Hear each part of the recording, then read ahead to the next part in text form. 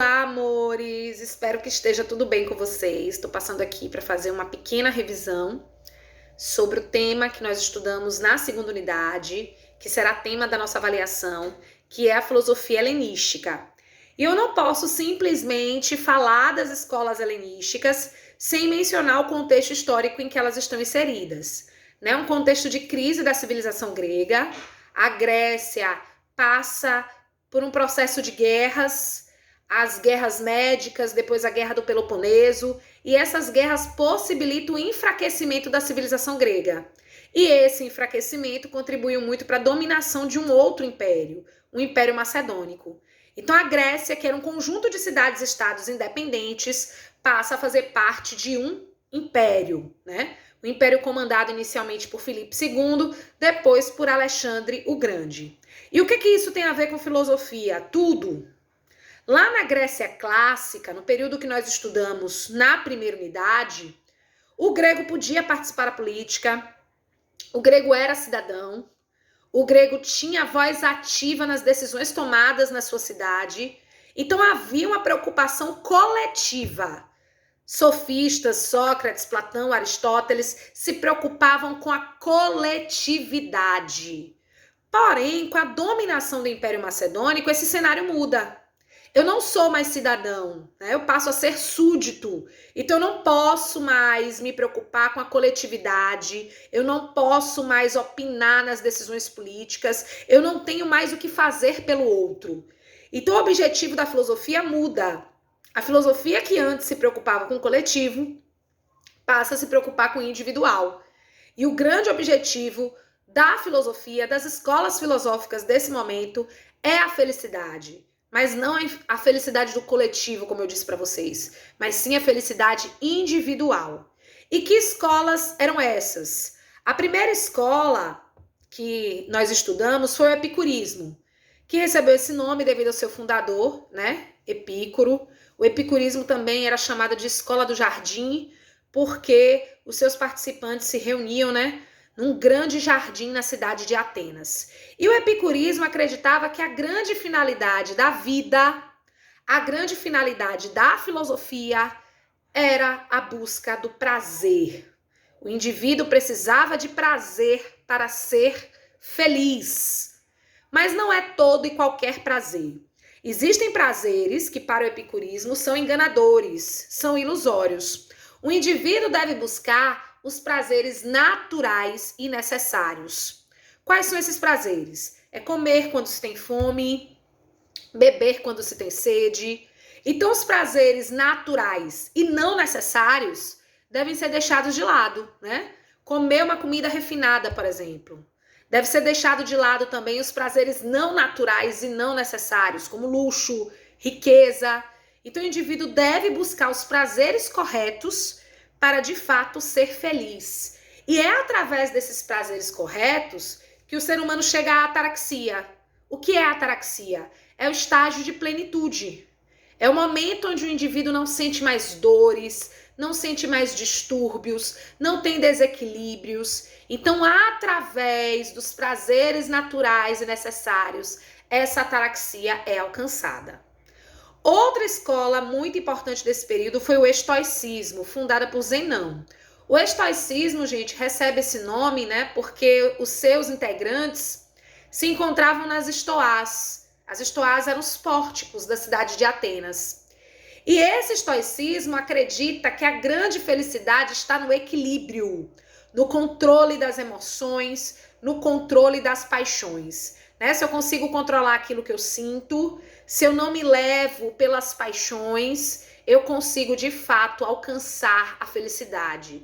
Então eu preciso dominar os meus sentimentos.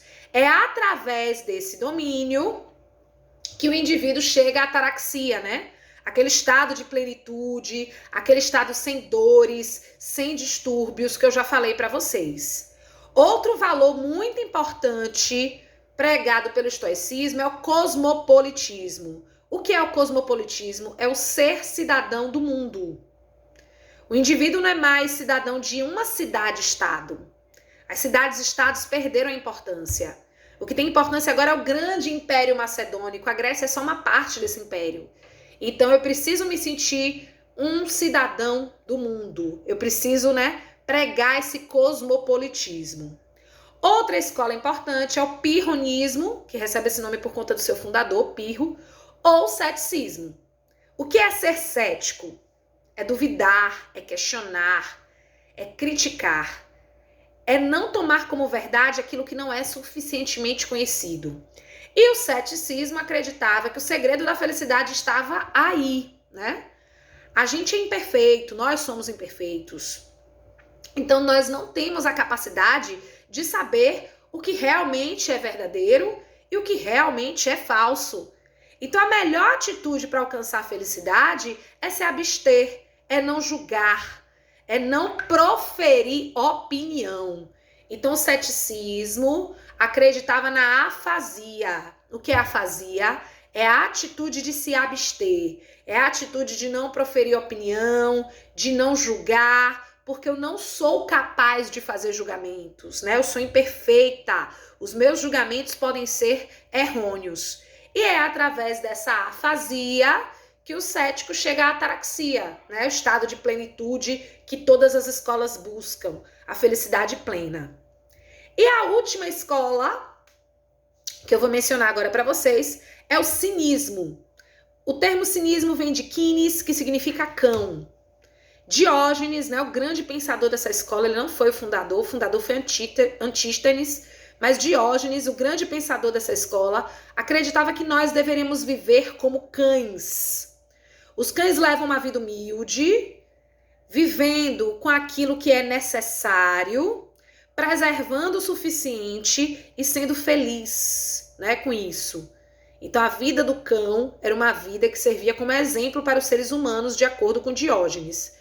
Então a gente deve ter uma vida humilde, a gente deve viver com aquilo que é necessário, a gente não deve buscar luxo nem riqueza e buscar felicidade em nós mesmos. Inclusive Diógenes dizia, né? Basta-se a si mesmo. A gente deve se bastar, a gente deve ser feliz com aquilo que a gente é, com aquilo que a gente tem. A gente deve aprender a viver com pouco para alcançar a verdadeira felicidade. Diógenes vivia nas ruas da cidade de Atenas.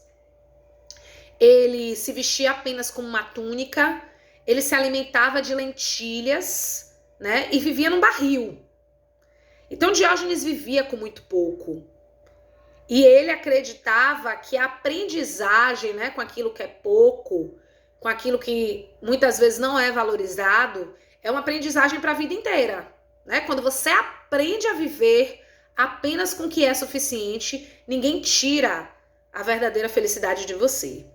Inclusive, né, existe uma história que exemplifica muito bem o pensamento de Diógenes, o cinismo, que é o diálogo dele com Alexandre o Grande, né? O que se conta é que Alexandre o Grande procurou Diógenes, porque Diógenes era um pensador muito respeitado na época, e perguntou, né? Diógenes, o que é que você quer? Você é tão sábio, me diga o que é que você quer, eu te dou o que for do seu interesse, o que for do seu desejo. E Diógenes disse, a única coisa que eu quero é que você deixe de tampar o meu sol. Então, para Diógenes, a luz do sol era suficiente.